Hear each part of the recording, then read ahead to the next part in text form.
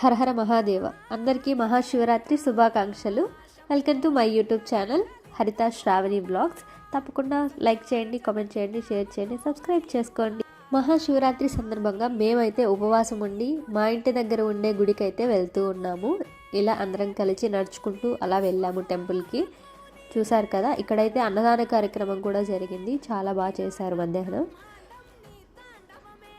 సాయంకాలం అయితే అభిషేకము, అర్చనలు అన్నీ కూడా ఉన్నాయి. చాలా బాగా గ్రాండ్గా చేస్తున్నారు. మీరు మన తిరుపతిలో ఆటో నగర్లో ఉండే వాళ్ళైతే తప్పకుండా వచ్చేసేయండి. ఈ గుడి మీకు తెలిసినట్లయితే కామెంట్లో చెప్పండి. శివయ్య దర్శనం అయితే చాలా బాగా జరిగింది.